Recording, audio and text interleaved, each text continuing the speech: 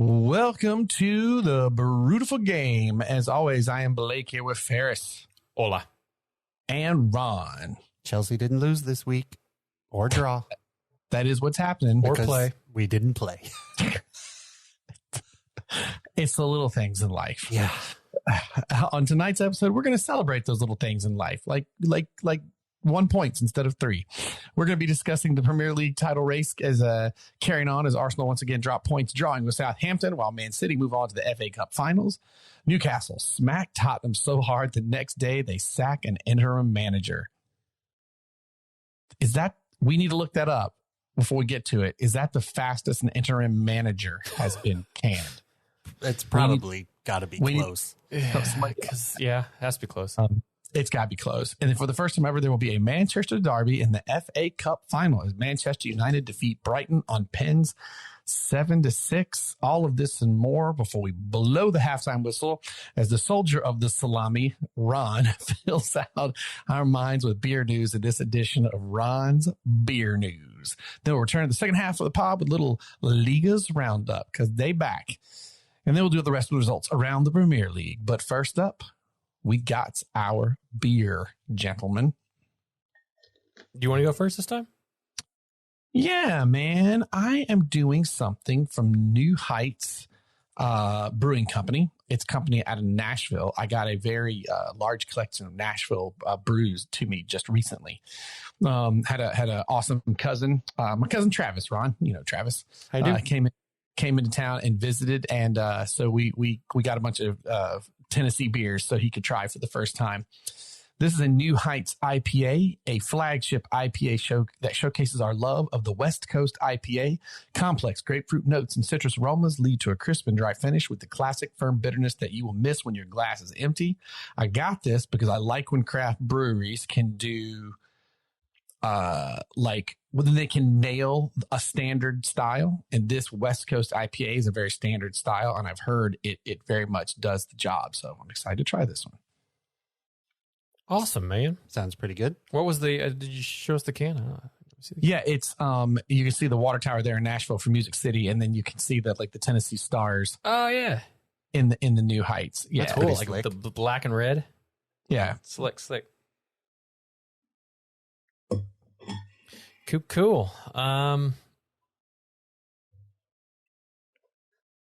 mean, you don't have a burn it all down themed beer. What do you? No, but we do have one from a brewery that I don't think we've ever had on the pod, but I know that, I've definitely had several of their beers. Ron, I'm pretty sure you've had several of their beers. Yeah. Down south in Florida from the Doral area in Miami, Tripping Animals Brewing. It is called El Crimpy, a Pilsner, German-style Pilsner. At 5%. Tripping Animals, as Ron said, Chelsea and Tottenham can't get out of their way, so they just keep tripping themselves. That's why we did it. But a little surprising. I really can't think of a time that we've had this brewery on, but it's a fantastic brewery, one that I would love to go to someday. They have remind me of a lot of Angry Chair in Tampa because they usually don't do a beer under like 7%. So anytime you see something that's under 7% from them, you're like, oh, I'm interested to try it because it's usually IPAs, double IPAs, Imperials, those sort of things that have a high alcohol content. So this is El Crimpy, a premium Pilsner beer, as I said, as kind of a, I would say like Louis Vuitton type, or Burberry. Burberry, yeah, type gold and green, kind of a wallpaper-ish type print. We're doing it out of a 16 fluid ounce can, 1 pint. We're going to pour them into our pint glasses here. But on Beer Advocate, who doesn't love a good crimpy? The Pilsner pours with a nice, dense white head and golden color. Flavor is elegant and crispy with an earthy grassiness and amazing clean finish with just enough bitterness to round it out. Over on Untapped, they've had 1,377 ratings on it and get a 3.71 overall from all of those. So, I can't believe we haven't had Tripping Animals on the pod before, but excited to try this one because I have not. Yeah, we've definitely. I know I've never had it. I actually don't know that I've ever had anything from them. Period. Anyway. Oh, they're fantastic. Yeah, they always, like Ferris said, they're everything I've ever had for them has always been on the high ABV side. And I don't recall them ever doing a lager or pilsner that, man, I can't think of one. Yeah, I want to say that one of our listeners, Kim, has gone there before. If I'm not mistaken, I think he tagged us at in something. It might have been a while ago now, but nonetheless, excited to try this. Shall we give him a crack? Let's do this.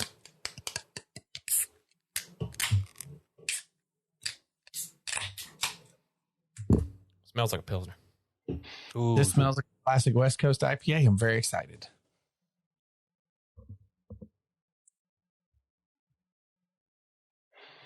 oh, Ooh, yeah. Pours very- wonderfully. very pale, very pale straw color. Pours absolutely wonderfully. It's nice you got a Pilsner. The other one I was going to go for is I found a pack of Wiseacre from Memphis's. They're Italian Pilsner. Almost as what. We will actually be doing 2 on the pod tonight, so we'll get to that one in the second half of the pod. Look at that pour. Mm-hmm. Delicious. Like Ron's got that Carlsbad or not Carlsberg Yeah.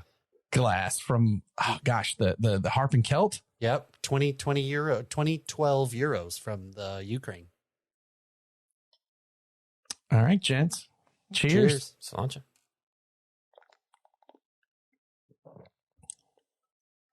Oh man, that's solid. This is nice and hoppy with just enough of the malt hint to balance it out. I mean, stereotypical West Coast IPA in the best way. Doing it out of the can again, I see. Yeah, man, I love Ron's little wedding gift koozie. That's a good one. This is a very good Pilsner. It's on the sweet side, and I almost get a hint of apple juice from it. I agree. I don't know. I don't necessarily agree with it being such a German style Pilsner. I do get a little bit of that, and what the applesauce is served with a lot of German meals. Yeah. So I think that's kind of where that comes into. This tastes more from that sweet side of things. I'm trying to figure out what, what kind of style that comes. I mean, it's just, it fits the bill for a Pilsner. It's just more, It's that sweet kind. It's got a little more of that. It's not so bready or biscuit. Sure. It's much more like a fruited Pilsner. Yeah. This Very thing- good though. Easy to drink. Yeah, this West Coaster, I could polish this very quick. This is a very dangerous beer. Speaking of dangerous, how's that for a segue? Arsenal playing with fire. Playing with fire, not on fire, but playing with it. So our first little conversation here, we're going to look at Arsenal and Man City as a collective. On Friday, once more for a third game running, Arsenal succumbed to a draw, this time to Southampton, subsequently dropping more points in the race for the title. A day later, their challengers, Man City, now with 2 games in hand in the league, move on to the FA Cup finals with a 3-0 win over Sheffield United. Man City, they're just kind of firing on all cylinders right now. Kind of forgot that game was on too, Oh, because you kind of assumed that that they were gonna win, right? I actually watched the Dortmund game instead, which we'll get to here. But yeah, and Arsenal played on Friday, as we said, so it's kind of an interesting dynamic, because City were playing the FA Cup. That adds an extra game, which is now the 2 games in hand, with Arsenal and City coming up on Wednesday. Nothing like a little midweek draw. And the biggest game is going to be on Peacock. Just for those of you listening, it looks like that one's actually streaming. It's going to be squeaky bum time for both teams. I had more so for Arsenal. Yeah. Road has to go through Manchester for Arsenal to have any shot of winning the title at this point, in my opinion. They get a result from this, they have to get a win. A draw doesn't really help them, because right now, if they were to play out and Man City was to win, they would have a 2-point. They would win the league by 2 points, assuming that Arsenal lose on Wednesday but win out. So it is a must win for Arsenal. Where again we say third game in a row. This time they didn't. They weren't up by 2 goals and gave up 2. They were actually down by 2. came back, and then I want to say it was 3-2 then, Southampton, and then they scored the third, and we're pushing for the third to make it 3-3, and we're pushing for that. Well, last game you'd asked about was the difference having Jesus, and I think now it's really apparent that the difference is not having William Saliba. With him in, 0.9 goals scored against per game. I think it's like up to 1.6 without. Yeah. It's like one of those, like an N'Golo Kante, obviously different position situation that we're like, whoop, this guy has disappeared, and it is thrown everything off. A noticeable difference. Yeah. Yeah. And you're still scoring, right? I mean, if you're scoring 2 goals a game, your offense still scoring, but that defense is not, And while Rob Holding hasn't been bad, hasn't been terrible, he's not quite what Saliba brings to that balance of the center back group and that back line. A bigger lad, a faster lad, a little bit better on the ball.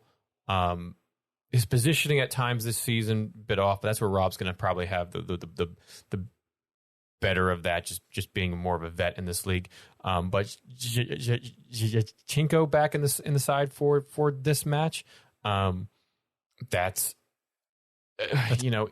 good on the offensive side of the ball, but as we've seen here in the past few games, especially in the Liverpool game, defensive side of the ball, he's a better version of Dalot in a way. I mean, I'll say this, I guess, against Man City, if all things were equal right now, I think I'd rather have his offense in the lineup than a better defensive player, because I think Man City are going to score, so you have to score more. You know what I'm saying? You're not going in there to a clean sheet situation. I think Zinchenko coming in there, I think provides more, but it'll be a dicey match. Man City has been on a really good form. They had their losses earlier in the year, 2022 more precisely, right? Liverpool, Man United, Southampton later, actually. Oh no, sorry, that was EFL Cup. Apologies.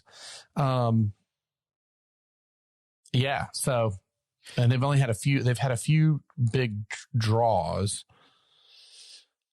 but right now they're firing all cylinders, and the Terminator is just putting them in like nobody's business. Again, though, all part of the plan. Just relax, enjoy second place, and then you win the league in 2 years when the financial fair play investigation is done. Like I said, fair, so you get one of those. So it's all good. Oh, me, Tony, and Phil got into the argument at the game on Saturday. Oh, it was so good. If. Now, mind you, all this is if. If Arsenal finish second, if United finish third, obviously that has to play out that way. There's no guarantee that United are even going to finish in the top 4 right now. But say if Arsenal finish second and United finish third, who would have the better season as of what we know right now, not considering the FA Cup run and what we could do with the FA Cup, but right now? Ron and I are above on the opinion of United have had the better season, because not only has United won silverware, but they're going to be in the same competition as Arsenal next year, and we're in the same competition as Arsenal this year and progressed further. Arsenal put all their eggs in one basket, the Premier League basket, essentially fumble the basket, eggs fall out, you get second, nothing. You don't win a thing. You don't get. So, in our opinion, here in the studio, we think that United would have had the better season. Tony does not share that opinion. Friend of the pod, Phil, does not, and I'm assuming that you don't either, which I don't believe you do, because we discussed this before. Yeah, no way. 26 points ahead of Man United right now. No. But second and third, like, you don't get any special brownie points for coming in second. Right now, would you rather trade your season position right now with Arsenal with a chance to go play against Man City on Wednesday? No. You all shut up. You would. No. If that meant you had a chance to win the league. No. Whatever. No. You'd rather have the FA Cup that no one cares about unless they've won it. Oh, we have to. We're going to play them for the FA Cup final. But I liked how the season under 1 year of a new manager has progressed throughout all of the tournaments, going deep and far. We've played by far the most games out of anybody in the top 5 leagues. How that squad has gone through much more adversity than what an Arsenal squad has. More injuries, more suspensions, more you name it. To if we get second or if we get third and Arsenal gets second, who cares what the difference of second and third is? There's no difference. You're going to the same tournament. You're going to, there's no difference. You don't get brownie points for being in second, brownie points for being in third, but what United can point at is another piece of silverware in the cabinet. Whether that's Chupacabra Cup or not, it's still silverware. That's something that Arsenal put all of their eggs in the one silverware basket, and we'll see how it plays out, but could lose that basket and come away with nothing but just a place back in the Champions League, which, if United do that, back in the Champions League. Same thing. Also, I think the measure of any season for any team, at least from the modern perspective, is how many trophies have you won? Right? Managers get sacked because they missed Tottenham. They missed, a final in Pochettino is actually a manager who got sacked because they lost in a final. So if the metric that you're measuring by is silverware, then Manchester United would have had the better season. And by all other accounts, what you qualify for, where you were from where you are now, we're talking pretty much the same. So what's the difference of that? For me, it's that added piece of silverware that United did get this season. You're full of shit. If the roles were reversed and I said that sentence about Arsenal have a better season right now than Man United, you'd say I was insane if Man United was sitting at second. Not at all. Not at all. Whatever. No, because the logic is still sound. Whether second or third, you're still qualifying for the tournament that everybody wants to qualify. You're still in the top four. Well, you know what? You got to fight to stay in it. Oh, 100%. That's why I said if. This is all in contingency. If the league was, not to stop right now because Newcastle's win with United playing in the FA Cup, they're now back up to third. If Arsenal, because Arsenal can still win the league, right? So it's not guaranteed that they're even going to lose. This is all ifs. Again, they have to. A long way has to go to them getting a win at Man City with how they've been playing right now. So you have to win the FA Cup and stay in the Champions League to have a better. Is that what you're saying? No, we don't have to win the FA Cup because we'll still only have a silverware that you don't have. And yes, if to play out this scenario, we would have to finish in third. Fourth, I don't think qualifies. It qualifies for the Champions League, but I believe there's one play-in game, which usually is a game where most Premier League teams advance. But what silverware did you get? The Caribou Cup, the Football League Cup. Yeah. The under-21 Cup. Yeah. The one where everybody plays their scrubs. Okay. The one that nobody cares. They went through Premier League teams before that and played Newcastle in the final. Newcastle aren't scrubs. They just beat Tottenham 6-1. Nah, they played Tottenham. Well, you also have to play them too. You have to play Newcastle, I think, on the last game of the season or something. So I wouldn't just throw them under the bus. They're a pretty darn good squad this year. I didn't throw Newcastle on the bus. I said they played Spurs. That's not that impressive. True. At this point, you would trade in a heartbeat to have the chance to try and win the league right now. There's no way you wouldn't. I will. Had you asked us 2 months ago when Arsenal had like a 9-point lead, I would have, taken that. But they've seemingly bottled that up into to this point with essentially one chance of redemption within their hands. Either that, they're going to count on City drawing a match, losing a match, dropping a match. There's still, when you look at the run-ins that each Arsenal and Man City have from here on out, I can't remember if we covered this on the last pod or not. Arsenal seemingly have the tougher in the Premier League, but Man City is playing on the other front of the Champions League as they've progressed in that. But Man City in the Premier League is Arsenal on Wednesday, on the weekend Fulham. Then they do West Ham, Leeds, Everton, Chelsea, Brighton. Are like their hardest games. Right. And 1, 2, 3, 4 of those are at home. So out of the last, how many games do we have left here? 6, 7, somewhere in there. And then Arsenal's is City, away to City, then at home to Chelsea, away to Newcastle, at home to Brighton, at home, away to Nottingham Forest, who might be having to fight for their lives, away to Wolves, or no, home to Wolves on the last day. So just within this last few weeks, although, I mean, the next, you look at the next 4 games for them: Man City, Chelsea. Okay, you might think that's going to be easy at home. That's probably going to be easy at home, but it's still, there's still some quality players there. I think that Chelsea is going to get beat good, but then away to Newcastle, who's fighting for that top 4 spot, and then at home to Brighton, who is just a stingy squad, and we've seen what they've been able to do this year. So the next 4 games is really going to determine Arsenal's season or not, on whether or not they win the league. Oh yeah, and it starts on Wednesday. They could literally win Wednesday and still have a tough time with the rest of those matches that are coming along. Right. And I mean, Arsenal haven't lost in the league in a while, but those 3 back-to-back draws is just enough to give Man City that kind of I won't say hope, that route to get back into it, right? Window of opportunity. Right. The last loss for Arsenal in the league was Man City in mid-February. Well, that was the last loss. And also, I don't on the Saliba front. I think it's official. He's out. He might be out for the rest of the season. And what was the injury? I don't. Back injury. Back injury. That's right. It looks like he's out for the yeah.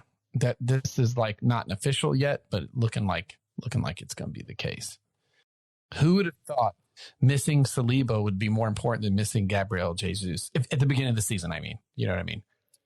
Yeah, but you also missed Xhaka in this game too, right? He wasn't out there, was on the bench. So that's a bit of a core you got going there that was all kind of out. So I think that was a miss too on what he brings with the Partey partnership in midfield. Jesus for me was just a complement player to help, but you saw how Nketiah was playing during that time and the amount of goals he was scoring. You still have the threat on either side of Martinelli, who's arguably been your best player of the season so far this year, and then Saka on the other side. The threat and the offense that those two offer is more key than having Jesus up front or an Nketiah up front, because they're essentially putting balls on platters for those guys or opening up the space for those people up front, with the protection of Odegaard being that creativity player, and then Xhaka and Partey protecting those up front, but then also protecting a fairly young center back core there with Saliba with his first real go in the Premier League. Who he's played great so far, but that partnership there he just offers something different than what Rob Holding offers. And it's a dangerous time of year where it doesn't, if they're on the bottom and fighting for something, every game becomes hard too. Oh yeah. Even with getting a point, that now makes Leicester City and Leeds sweat, because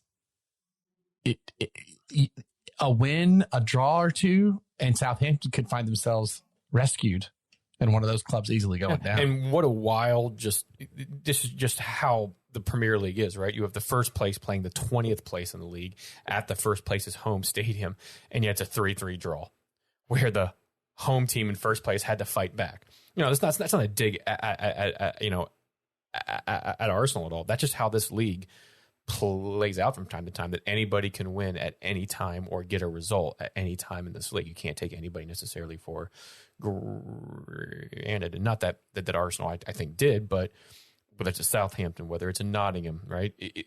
These clubs are still fighting for something and are going to scrap, and you just can't go in there and expect to win on any day. Yeah, this is the first time in a few years, right, where the bottom one really isn't decided at this point. Mm-mm. Because with that draw, it changes that bottom 3 a little bit, in the sense that the bottom 3 might shift a bit before we get to the end. Whereas normally at this point, last few years, we pretty much had someone at the bottom who I even think the next week or two would be, officially out. Yeah, mathematically gone already. Yeah. And not so this year. That's going to be a nasty little fight toward the end. Mm-hmm. It'd be nice and fun if you actually have a title race to the last day, as well as, 2 or 3 spots on that bottom. Yeah, very true. You know, the league script writers are doing a very good job this go round. Speaking of good script writing, should we move to the Newcastle smacking down Tottenham? Newcastle moved back into third place on Sundays. They hammered top four challengers Tottenham 6-1 with 5 goals in the first 21 minutes of play.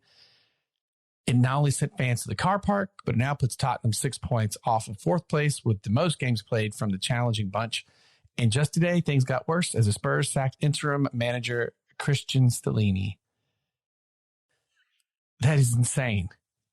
The manager situation this year is bonkers. Wild. Harry Kane's goal in this match was pretty good, but you could tell that he didn't celebrate. No one really cared. They were and the way that I was watching highlights or hearing about it was the announcers kind of went, and Harry Kane gets his, not like Tottenham get theirs. Like, no, Harry Kane gets his goal. Yeah. So, I mean, come on. Harry Kane has got to go in the summer transfer, doesn't he? Certainly think so. I mean, it's got to be obvious by now. If it's not obvious that you're not going to win anything with Tottenham by now, you should just retire if you don't want to leave. Well, and you know who can afford him, actually? I mean, there's probably 2 clubs that can. The team that just whipped them 6-1. He could always go there, if anything. There's 2 or 3. Chelsea will probably buy him and bench him. Let's put him on loan. Yeah. We're going to send him to Feyenoord. Yeah, right. Is that still a Chelsea thing? That was a very Mourinho, I feel like, an Abramovich thing. Will that still be a We're Chelsea? still doing it.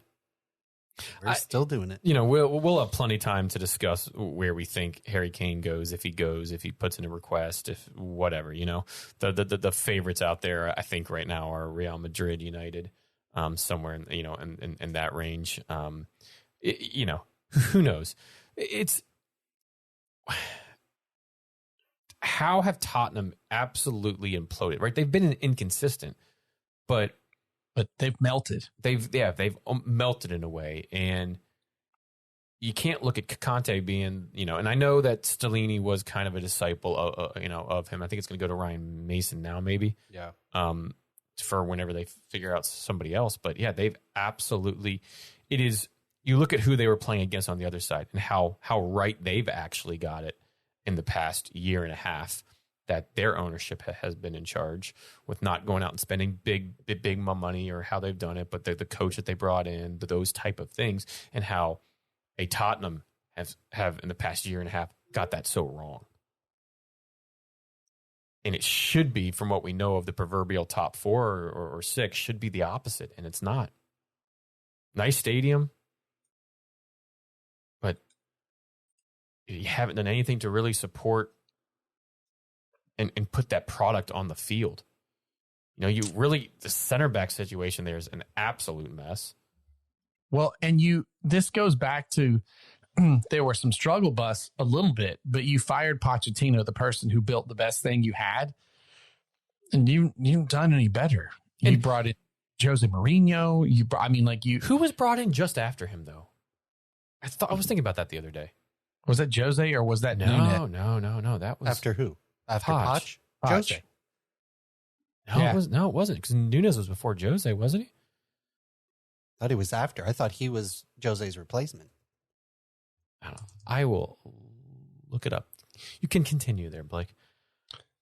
Well, but I the big question I think from a couple pods ago was, Ron, no, yeah, you were correct. Nunes Jose. after. Yeah, Jose then Nunes. Yeah, you're right. In 2019. Who's going to manage Chelsea and Spurs? And we might have an answer about the Chelsea one. We'll talk about it. Oh, my God. Well, we might as well talk about that right now, because the name was being bounced around to go back to Tottenham. Right, that Pochettino could come back. And then I would hope that he was like, no way. But why would I do this? He is, this is the BBC now. Officially, he's in talks with ex-Tottenham boss to become... He's the odds on. Oh, Chelsea in talks with ex-Tottenham boss to become new manager. Yeah. So Poch may be coming to Chelsea. I hope the hell not. That ain't great either, because while he did a great thing building Tottenham up, he could not get them over the line.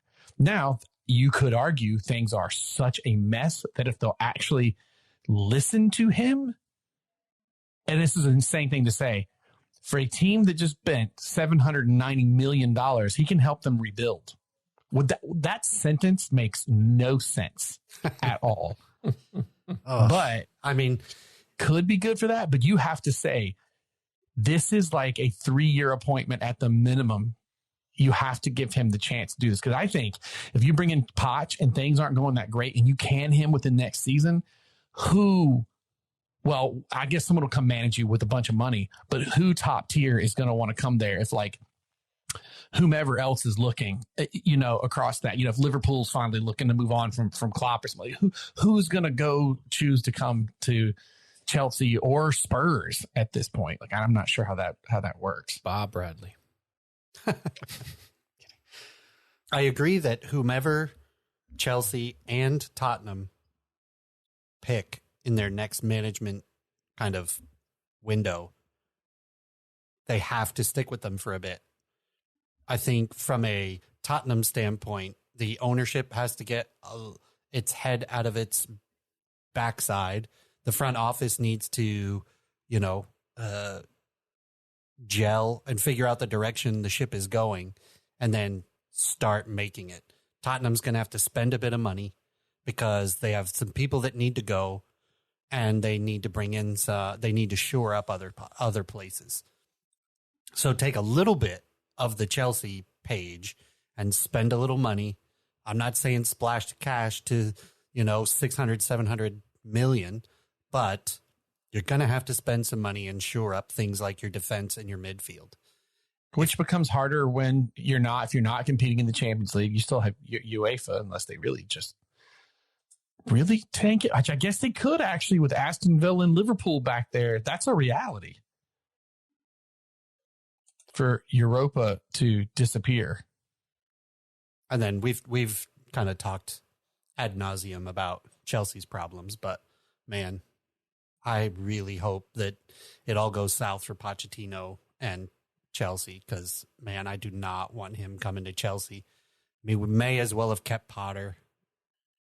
Yes, he was better than Lampard, but I mean, if we're going to shoot for mediocrity, what's the difference? I don't think Poch is an overly bad hire for Chelsea.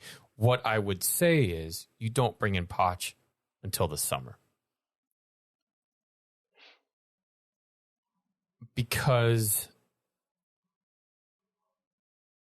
I think he has experience now, not only managing in the Premier League with some young talent necessarily, which is what Chelsea has in certain regards, but they're also very highly priced talent.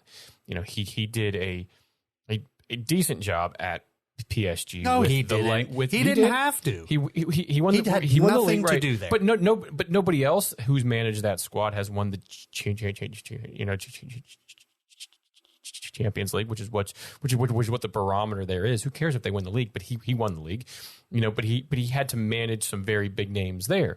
So now you have some none of that on work. big, but none of that work. Not only big names, Ramos, Marquinhos, Herrera, Wijnaldum, Di Maria, all on big money. Mbappe. They're all on big money though. Yeah, and he didn't have to coach them because they already know what they're doing. They're some of the best players in the world in their positions. But he had nothing to do. But if you're saying that Chelsea needs to be coached, who's going to do that? I mean, for the price tags that are on these players, Poch is the nearest thing that have coached that. I don't think it's the price tag on the players. What it's not about the price tag on the players. Sure it is. No, it isn't. It's about the head office and the ownership getting out of the manager's way and stop picking squads and doing all that. It's not right. It's not about the player price tags. None of these people have egos. They're all too early for that. Well, none of them are superstars. I'm not saying the ego's there, but the price tag is associated with players trying to fit into a squad. You had I don't follow that at all. A luxury of funds at PSG with bench players making more than most Premier League players make. So that's kind of what you have here. But in the same respect, you saw what he did with Tottenham during that time, the years that he had with bringing up a Kane and bringing up some of those players that were on the younger side. And they won nothing the entire time he was there. The last time Tottenham won anything was the Carling Cup, 2008. Then similarly to what United went through, if you don't want that person, who do you want?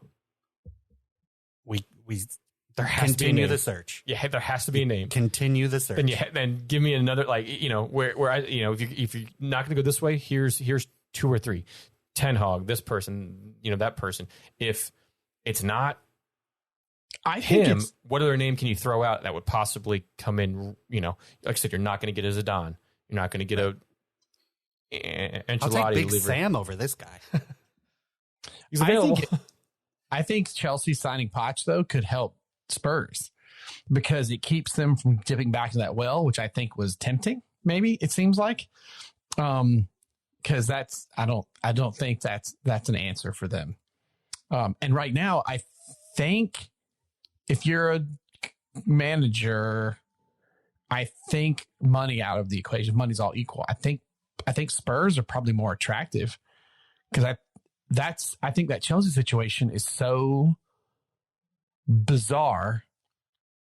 It works for Poch because he came out of PSG, like he won the league and then got fired, So, I mean, like, I can't imagine who that would be coming into Spurs, but it might be easier to recruit someone. It'll be Potter. He's going to go to Spurs. It's called musical chairs. Hey, there you go. Musical chairs all the way around. And the thing is, like, I say that and you're like, well, I mean, there's not that many. I think regardless for both teams, you put Ryan, what's his name, into Tottenham for the remainder of the season. You keep Frank there for the end of the season, which is mind-boggling all on its own. But fine, you have 2 managers that at least played at the club, know the club great. You get them through until until May, and then you get somebody in as early as you can. You can announce kind of like what United did with Ten Hag, announced that at the end of the season he'll be stepping in and then letting them do that. But to I think all of our points, that next manager for each of them has to be the right one. Yeah. Oh, here you go. Let's see. Latest updates. So the latest update 5 hours ago was Tottenham next manager odds. Latest updates as Mauricio Pochettino is tipped to replace Conte at Spurs, except it looks like that just changed. So now that things have changed, it looks like the front runners are back to Julian Nagelsmann, who has no club at the moment. So that's probably... Yeah, and it was ruled out last week that Chelsea will not be pursuing him anymore. He will not be pursuing them or something to that extent. So I could see him going to Tottenham. That would actually be a pretty good signing for them. And I still stand by. I think Poch would be a good signing for Chelsea. I do. If we want to never win trophies again, sounds great. Hey, I love it. Sign up right now. I want to talk about it. Sign up and he can hang out with Mudryk. That's great. Chelsea 23-24 season slogan: the climb to mediocrity. What's that secondary? Well, right now you still have to climb up one place to even get to mediocrity. In 10th, so you're close. But that's Chelsea. This is nuts. I'm not being an a-hole, Ron. It's literally nuts. We're at 32 games, 1 play for Chelsea, and they have 39 points. Has it been worse than that since we started doing the show? No. That's bonkers. I thought with Jose that year he got sacked. He was down all the way to 13th, but it was real early on in the season. So but it was early on. Yeah. It wasn't right now. And that was the year that Conte came in and won, wasn't it? After that, they went from really bad season to winning the league the next go round. Let's move on. I will say over this. As an Arsenal fan, I don't want Chelsea to win another league. However, if you guys have Pochettino and in 2 years you win the league and Spurs still can't sniff it, that would be awesome. That will actually be hysterical and melt down a section of North London. That would be pretty awesome. That would be amazing. We got to move on. I can't anymore. I'm going to hang myself with my microphone cord. All right, moving on. Here we go. Was that Chelsea? Yeah, that was. Hey, wait, how did that become Chelsea? It was supposed to be Spurs, but it really was mostly Spurs. We only got kind of the same, It was an epilogue to burn it all down. So now here we go. Manchester United advanced the FA Cup Finals for the first time ever. That's a long time considering how long this tournament's going on. There will be a Manchester derby in the FA Cup Finals. As yesterday, Manchester United defeated Brighton and Hove following 120 minutes at a penalty shootout in which 7 of the 7 were made for United and only 6 out of 7 for Brighton. Man, it stinks for Brighton. I would love Brighton to have gone through. They've had such a good season. Yeah, and I did feel a little bad. Brighton. I did feel a little bad because we have all talked about how much we were impressed with Brighton, even though manager change from the poaching of Potter, yet Brighton Hove, it didn't seem to slow them down at all. And I did feel bad that they had to lose in penalties to not make the FA Cup final. It would have been a good reward for how hard that team has been working for the past couple seasons to get where they are. Felt bad for Manchester United if the thing was switched and they made 6 out of 7? No, because how many times has Brighton and Hove won the league? Manchester United has won it a million times. How many times they've won the the FA Cup right. final? Right, a million times. Right. So that's exactly why we liked Leicester winning the league. It was an underdog thing. It wasn't supposed to happen. So this is the same result. You're just upset that we're saying that I'm saying that, and United is. Well, then why are you coming back? So would you have been upset about United? Would you have? No, they've won it a dozen times. Right. Sour, so sour. No, we moved on. We'll probably get slaughtered by City in the final, but the next time you say you wanted the Cherries to win over another team, I'm going to bring that comment back for you. I don't know if the Cherries are in a semifinal anytime soon or a final. No, listen, Brighton played a hell of a game. March, who ended up sailing that pen, played a hell of a game. He created a lot and whatnot. And when it goes down to penalties, it's anybody's game at that point. Yeah, it's whether however you got there. It is. I don't say a coin flip, right? But it can come down to the worst team in the league beating the best team in the league. The best team, it can come down to a number of things, and it just happened to go United's way this time. De Gea didn't even have to make a save in the penalty, And I was really impressed with all of. 7 out of 7. There were 6. They were. Everybody made every not like it was a miss and then another miss. It was make, and he just had to be the one that kind of sail it, and you certainly feel for him. And it's tough when these occur off of pen. So I get what you're saying. I was just being a jerk. It's okay. Being a little bit of a jerk, but no, I get what you're saying. And had they moved on to face City in that would have been well earned and kind of the cap on what has been a great season for them thus far. Man, probably a better chance. I feel like I would have given Brighton a better shot at beating Man City because they might have relaxed a little bit. There's the chance. Whereas if it's Man United, it's a derby. They're going to throw everything. Well, and a lot of people, yeah. A lot of people were torn though because they wanted to see a Manchester derby in the finals, which hasn't happened, but also wanted to see Brighton win because Brighton and this is a success story of this year. So when it went down to pens, it's like, well, somebody's going to get their way because it's it is the 142nd FA Cup, and it is kind of nuts to think that that's just never happened. A Manchester derby. Yeah. Nuts. Yeah. Such a good penalty shootout, too. Not one of those penalties was like, great pens, yeah. Kind of just, he, limped that in. Everything was just strong. Casemiro started off the action with just burying a pen. Calm as nice. It looked like he just ordered Starbucks and then just walked over to De Gea. He was so calm doing it. I was like, oh my God. And he volunteered to take it first. Like he's walking to Starbucks. I'm going to keep that. And then who hit the seventh to win it all was a center back. No, not Harry Maguire, who wasn't even in the squad, wasn't injured, but Victor Lindelof. What a pen by him. Yeah. I always like center backs taking pens, but well done. Who hasn't gotten a lot of action this year, but he had a great game in this, played well. Luke Shaw was playing alongside of him at center back role. So it was a back and forth match. Brighton probably had more of the chances, controlled a bit more of the game. United had a few bigger chances. I don't know what the actual stats on the bigger were, but forced Sanchez in goal for Brighton to make some big saves. So it was a good 0-0 to watch, and a tense penalty kick shootout, but just happened to go United's way this time around. It's like they were in the local campground. That match was intense. That was a Good night, freebie, everybody.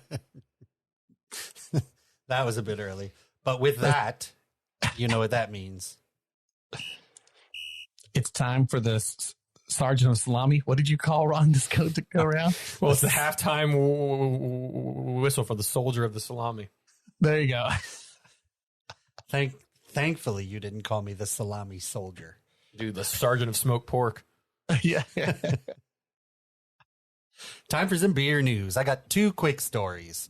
One is a follow-up to what we did last week, which was the Bud Light marketing campaign saga. Here's a quick update. Two of Anheuser-Busch's, AB InBev's top marketing executives are on leave amid the conservative call to boycott the Bud Light brand for marketing activation on social media with trans woman Dylan Mulvaney during the March Madness. The Wall Street Journal quoted an AB InBev spokesperson who said, Alyssa, who was the marketing director we reported about last week, has decided to take a leave of absence, which we support. And Daniel, her assistant, has also decided to take a leave of absence. However, the publication cited unnamed people with familiar with the matter, reported that the decision to take leave was not a voluntary one. So they were basically told, you're going to have a seat. Sure. AB InBev shared the management moves with its internal teams and wholesale partners late last week.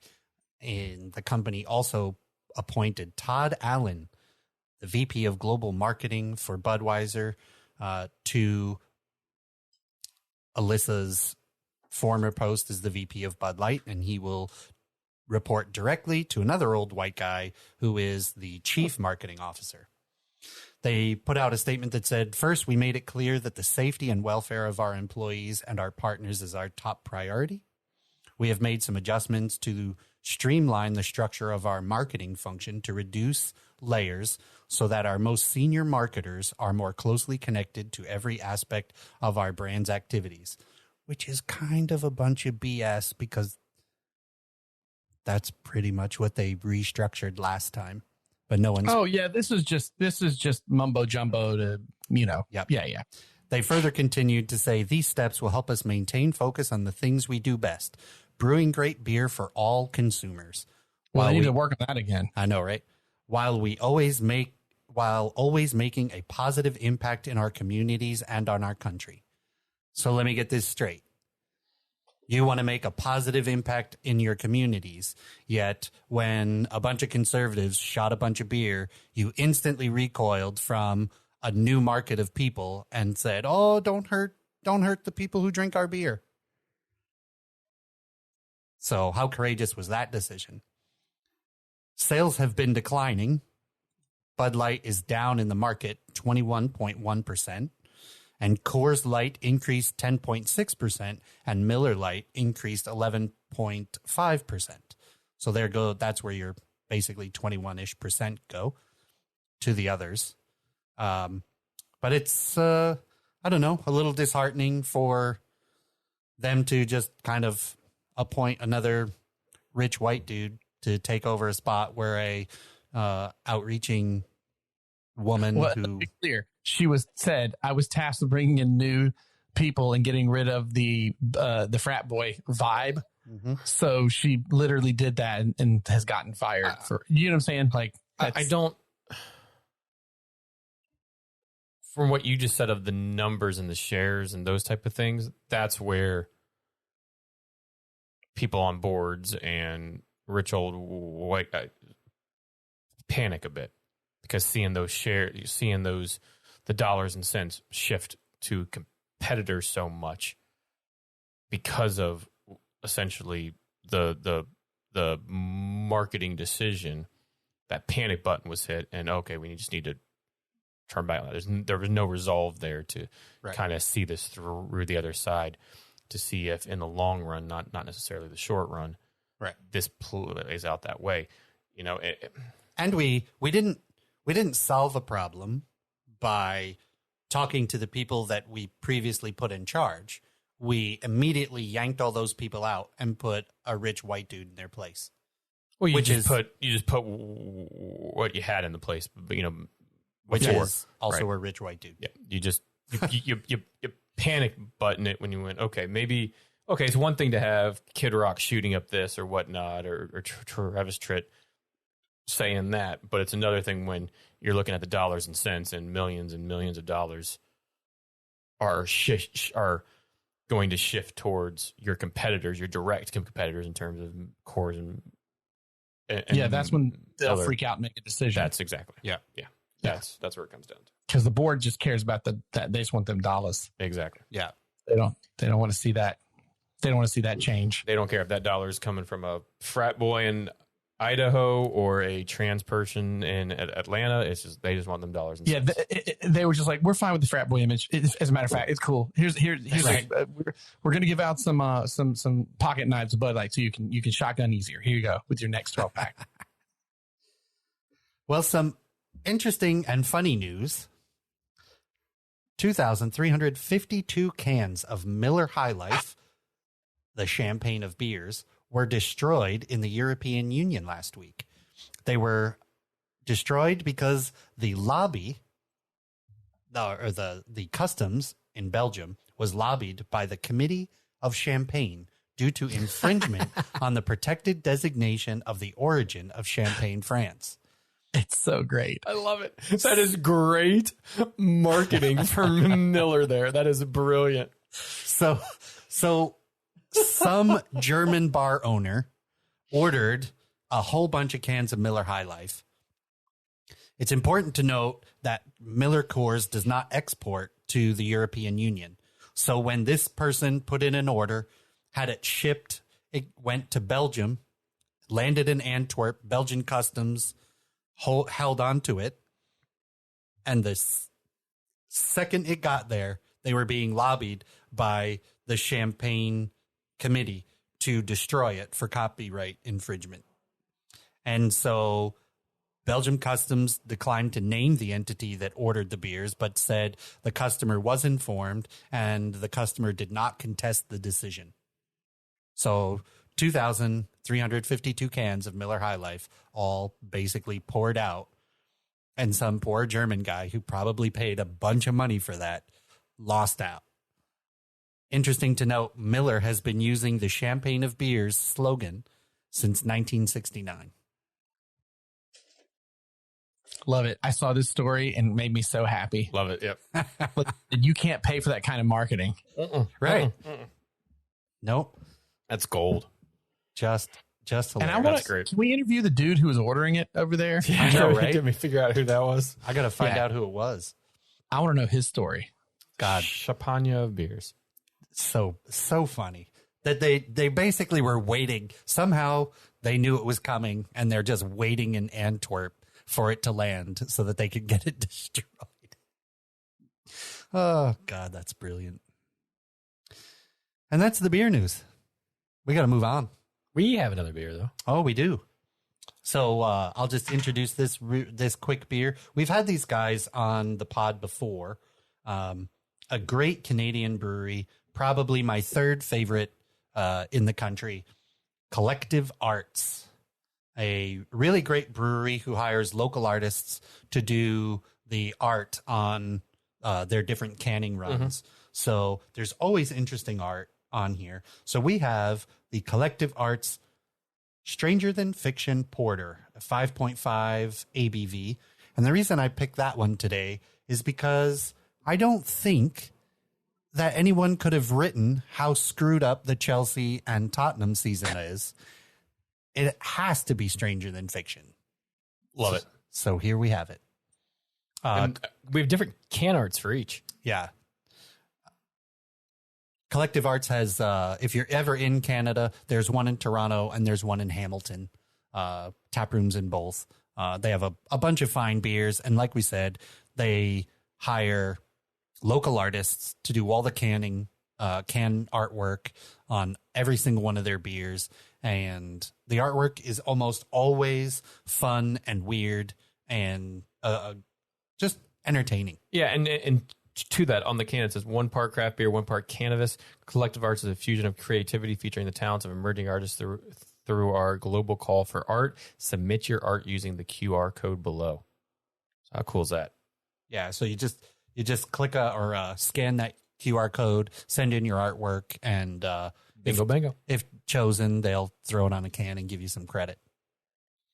Shall we? I think we shall. Do it. Finish up with a nice Potage. should be a bit of chocolate notes in this one. Pours kind of a light engine oil, a brand new engine oil, not one that's been in the engine for longer than you should have changed it. Oh, look at that. That looks pretty. Ooh, I smell that roasted. That roasted smell is quite good. A little bit of chocolate. Yep. Cheers. Faint, but smell it. Cheers. Ooh. Little coffee texture. Little bit of chocolate sweetness at the very, very end, but very More mild. of that roast up front. Yeah. Chocolate in the end, roasted up front. Quite good. It's the name I dance under. Amazing. Well, I will, I don't have this beer on me, but I'll mention a beer I sent you guys the photo of, from my adventures. I went to, my first chance to go to the local club since they opened work, because I've just not been able to get out there. But one Knoxville SC Sporting Club, they are this is their first season as a professional team. Last year they played kind of bounced around a different stadium, did kind of no one was like pro that was really on it.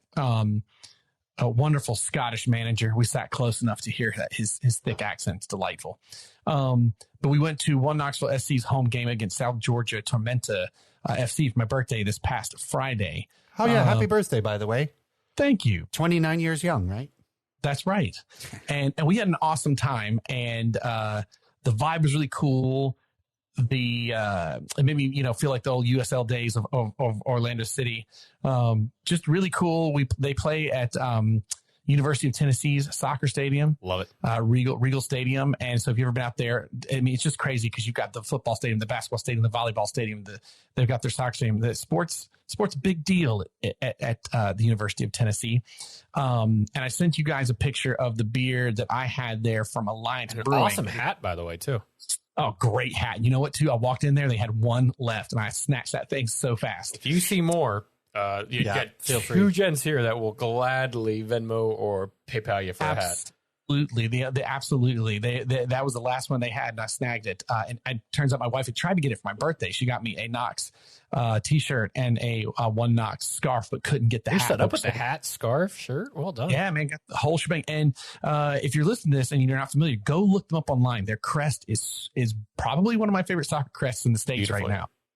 It's the Smoky Mountains with like the sun rising above it, and it's like the colors are the sunrise. It's really cool. In fact, they even have a sunrise kit that's really sweet looking. Great time. We didn't win, but we also played one of the better teams in the league. Playing against South Georgia Tormenta FC. Fun game. Got to see a good old red card in the end. It was some feisty chippiness going on. But the beer I sent a picture you guys was from Alliance Brewing. They brew a One Knox lager that is delicious, and it was really cool. There's also another company that brews a cider for them. That's a One Knox cider. So they have their own. You sent us that one too, right? Yeah. It's really cool. Like they have their own beer, and Alliance Brewing. The can looks awesome. And I happened to be sitting in front of. We found out we sat on the front row, kind of at midfield. We splurged for the birthday tickets, and we were sitting in front of the owner of Alliance Brewing or Alliance Brewery. He was really cool. Dude named Chris. And I'm just going to read this real quick on their website. Alliance Brewing Company is a thriving craft brewery in Knoxville, Tennessee. We are driven by our passion to brew quality beer consistently to give you the best experience with each visit. At the heart of Alliance is community. Our beer is the catalyst for unifying people. We are dedicated to building and nurturing community, from exploring the outdoors on foot, bike, or boat, and to giving back through trail building and stream cleanups. This defines active beer culture. That's cool. That's a good awesome way to give back.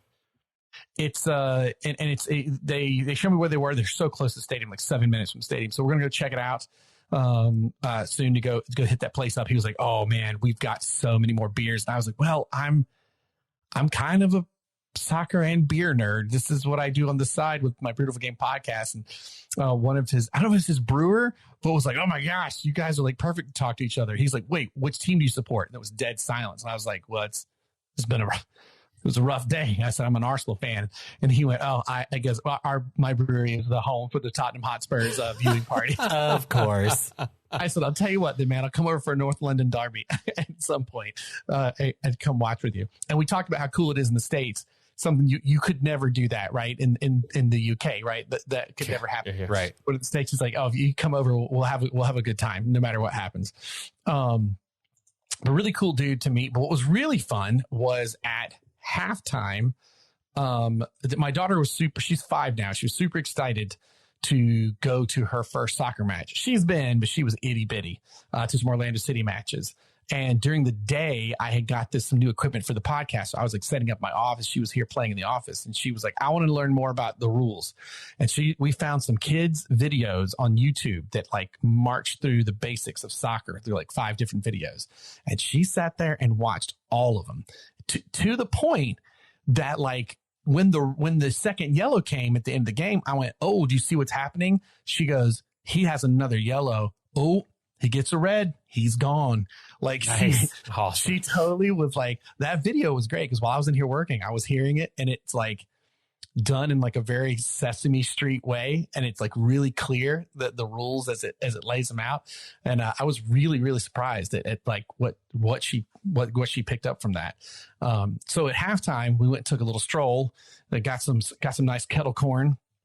Got her a Knox t-shirt, and then sat down at a picnic table, and I just pulled my phone up, and I just, no rehearsals, just asked her a question as we were sitting there near the food trucks about what she thought about the game. So I present to you, I think in this I call it Beautiful Game Mini, but in all honesty, afterwards I realized the proper name should be Beautiful Game Half Pint. So here you go. What do you think of the match so far? How do you think the guys are doing? Good. They're doing good? What do you think about the goalkeeper in the orange? He's had like three big saves, right? Mm-hmm. What do you think needs to happen? That he needs to not let that white team win. Exactly. And then what do you think? Is the white team being nice to the blue team? No, they just fight each other and they just check it. All right, so we got to pull it up. So we need Knox to try to score more this go round. We need more shots, right? Oh, how about 1,000? 1,000 shots, awesome. Well, that's the Beautiful Game Mini coming to you live from the One Knox match. Yeah. April 21st. Everybody, this was a good day. Very. That last bit's my favorite. Yeah. And that last bit killed me because she, like, even from the beginning, she was looking at the camera for it. And I was like, where is this coming from? And she goes, "Hey, everybody." And I was like, I never said that. Like, I never said anything like that. And then she just like, hey, everybody, this was a good day. And she's got her 2 thumbs up in the video. Yeah, she's set to go. Oh, that was so great camera presence, knows the audience. Good stuff. Yeah, she was in. And then like, so I sent it to you guys immediately. And she goes, did you send that to everybody? I was like, yeah, I sent it to our friends. I sent it to Uncle Ferris, Uncle Ron. And she goes, no, like that guy right there who's looking at his phone. Did you send him too? I was like, no, I sent it to our friends. She goes, no, send it to everybody here. They all need to see it. You could have airdropped it to everybody. She was like, send it to everyone here, like TV. And I was like, oh no, we may have inadvertently started a monster here. You just opened the can of... Yeah, she's like, everybody needs in on this. But yeah, she was so chill. I was like, awesome. This is hysterical. And no one's going to think I hadn't like talked her into this or something. She just like, I was just trying to get her to say something funny maybe. And she just kept going. I was like, all right, there we go. I tell you what, if she ever wants to come in and do this last bit and do the La Liga's roundup for me, she is more than happy to come into the studio and read it. I will write content just for her, and all she has to do is just read from the page. That would be amazing. It was a perfect thing though. Like we walked into the stadium, and as soon as we got in, she was so stoked to be her first game. They handed us each a pom-pom like streamer. And so she took 2 of them, and she was like, we get these? Like these are ours. And so like, she's like, we're on the front row, and the way they do it, like, it's just flat, like a 4 foot, like sort of metal and then a railing. And then you can take the steps down to the pitch. Right. So you could see like right through the railing. And so she's just like standing up, like, come on, blue team. And then like, I don't know, she's like, hey, you stop with the fighting. Stop with the fighting. He's nice. Like, she's just like, you know how we would go to the games every now and then, there would be like some kid near us that was like commentating. Yeah. She was absolutely doing that for a good majority of the first half, just like calling stuff out. She was like, okay, that ball is out of the game, so they got to throw it in now. And she's like trying to show up all the stuff that she's been learning through the day. It was pretty awesome. Soccer commentator. Oh, fantastic. I was so happy. So we got done, and I was like, all right, buddy, I mean, I know it's a little late, you're a little tired, but how was it? She was, it was awesome. Do you want to go again? She goes, yeah. Can we go to another one? Do they play again? I was like, yes, they do. So nice. There you go. And not only that, but they have youth summer camps coming up in June and July. Nice. So, heck yeah. You know what you've got to do next? You remember the old Fox Soccer channel used to have a fan from each of the teams. Fox Soccer Plus they did it. Yep. Yeah. Used to sit and commentate with each other. You've got to get her to commentate a game. Oh yeah, just like get her on. Just like I'll go get one of those like those Rode wireless mics. Just clip it to her, but just go. Oh my god, it'd be so funny. We'll just see what we get. I missed that show on old Fox Soccer. That was great. That was so great. Well, congrats. That's awesome.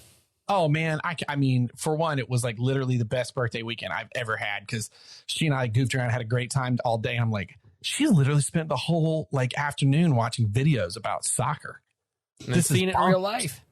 And then we go see, she was awesome. And then she was like, she was confused because at first I was trying to go to the Arsenal viewing restaurant and then go to the match, but it was going to be like a tight squeeze. And she wasn't understanding when I was like, no. If we go, she goes, so we're going to go fly to the Arsenal. I was like, no. If we go, we would go watch it on TV at the restaurant and then go to the stadium to see the real. And she wasn't making it. And she was like, I was like, we're just going to stay home and watch the game. It's fine. But she was like, we're going to get a plane. We're going to plane. We're going to go see the Arsenal, which by the way, I love that she calls it the Arsenal. That's the only way she says it makes me very happy. Oh yeah, that's right, Ferris. I'm far enough away geographically to get that Man United crest away from her that she liked when she was a little kid. She loved it when she was between the ages of like 6 months and a year and a half to 2 years. Oh, I still got that video. It pops up on the memories. Love it.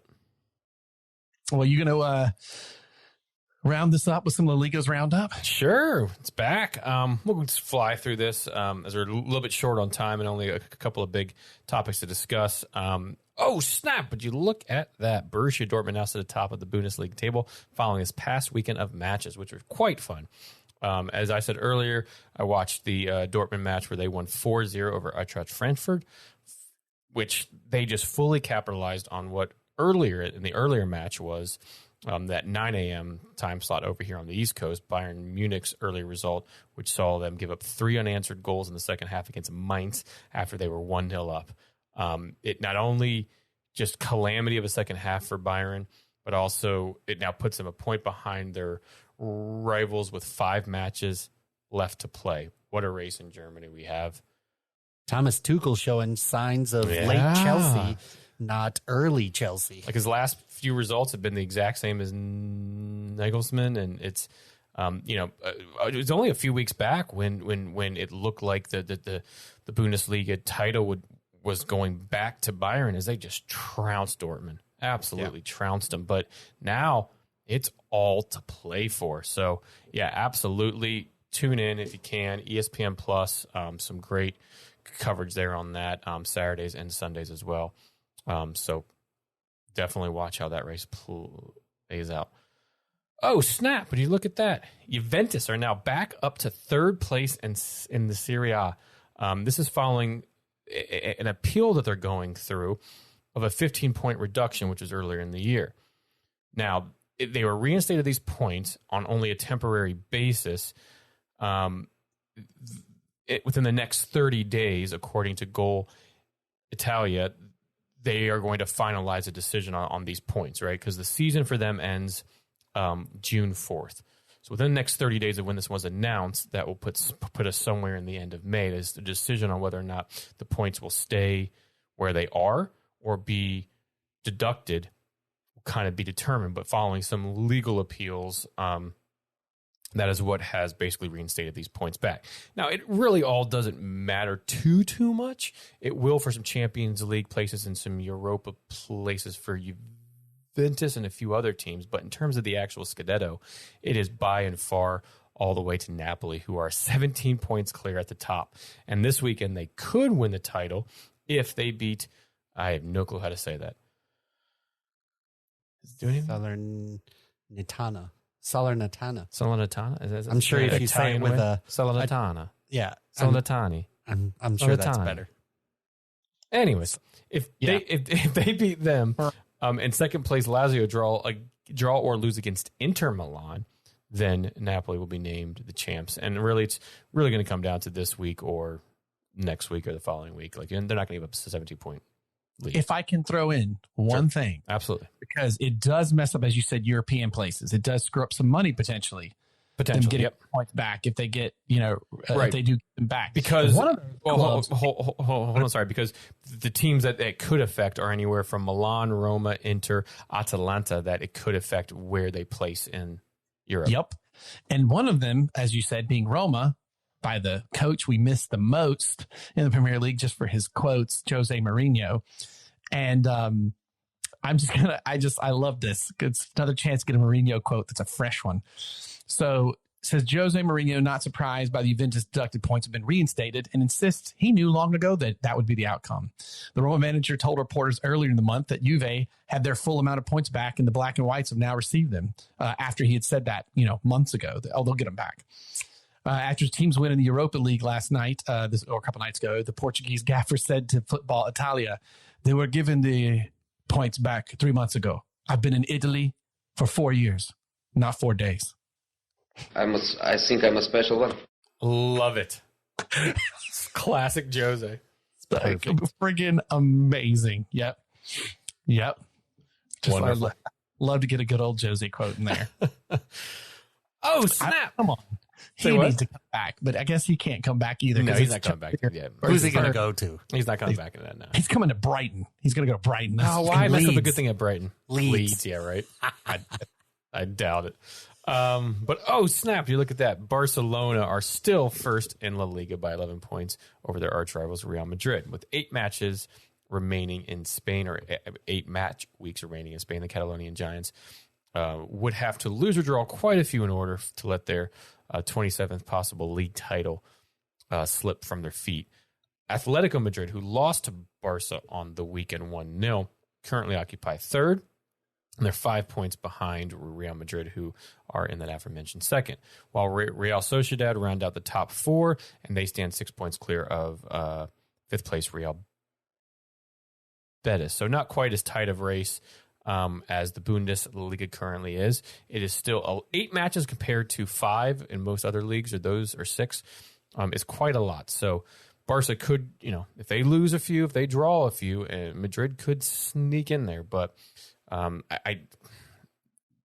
the odds aren't in that favor right now, but keep an eye on that league for certain. I think Real Madrid is really pushing on Champions League.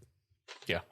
Again, right? Yeah, especially since they have Manchester City on the next 2 legs, and then one of the Milans after that. Absolutely. Finally, oh snap! Would you look at that? PSG still sit ahead of the table of the Uber Eats French Ligue 1 with 6 match weeks left in the French top top flight of football in the country. It's hard to see PSG throwing up their 8-point lead in the bathroom after each meal, but on the season so far, they have lost 5 times and only have a plus 44 goal difference. Just small things. Marseille sit in second, Lens sit in third, and Monaco sit in fourth. All three of those are in a 6-point range from second to fourth.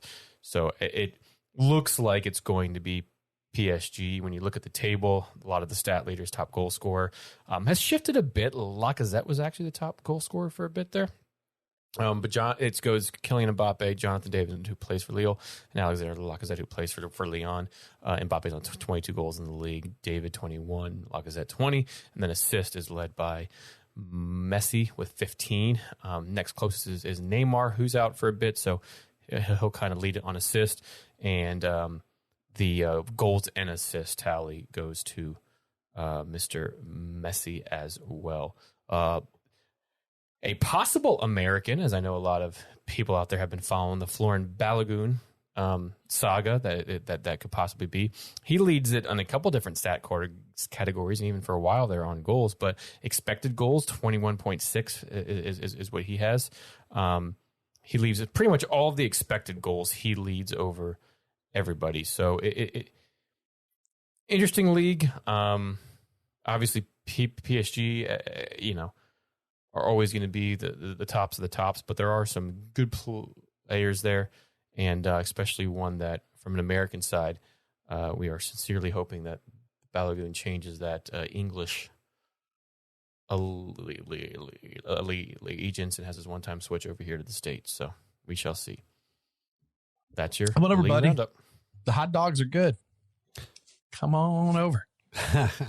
One other interesting note is that on the next WWE or whatever it is, WrestleMania, I understand that Cristiano Ronaldo is going to make an appearance. Great headlock. I did see that. Great headlock. Wonderful. That's a waste, because who I want to see in the WWE is Zlatan Ibrahimovic. Yeah. That would be way more exciting. Yeah. But oh my God, that was such a funny highlight reel. Watch him take that guy down by the neck. So great. So he's just doing whatever right now. Yeah, just trying to stay relevant. Oh, look at a performance W headlock during. Oh gosh, I'm glad. It's great. It's great. Oh, this. Oh my gosh, that is hysterical. I mean, he just grabs the guy by the back of the neck and throws him around. Love it. If they got the money, he'll show up. Yeah. Fair. Speaking of Zlatan, are you getting ready? Sure, I got one all set for you, my friend. All right. Well, I think that about wraps us up for the pod. So the beer mentions, I had the West Coast IPA from New Heights Brewing over in Nashville, Tennessee. What'd you guys have again?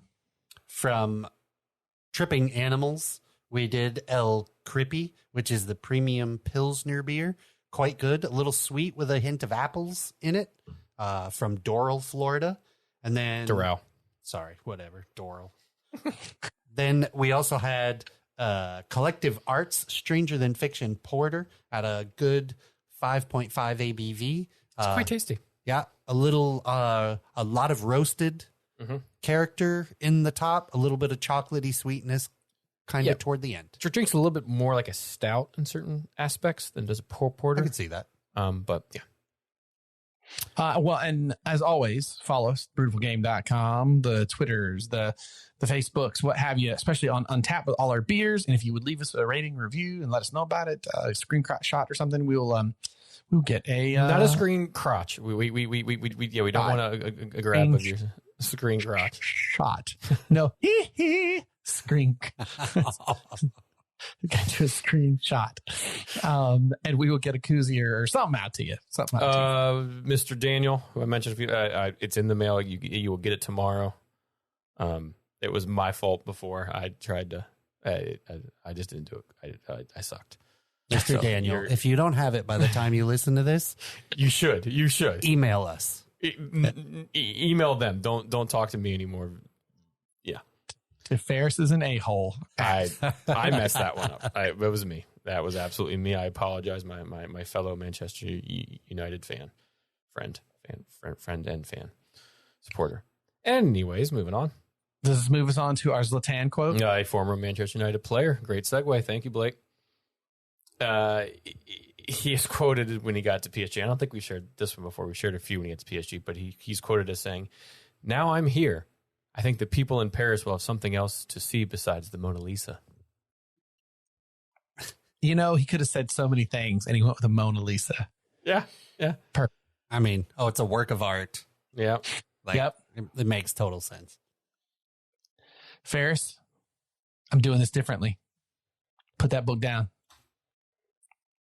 Look in my eyes. Look in my eyes, Ferris. Virtually. But look in my eyes and do not laugh. Why are chickens so funny? I don't know. Because. Yes. It's a good setup to that one there, Blake. Not very good for the people listening on the other end going, how are they like staring at each other? But no, that's quality.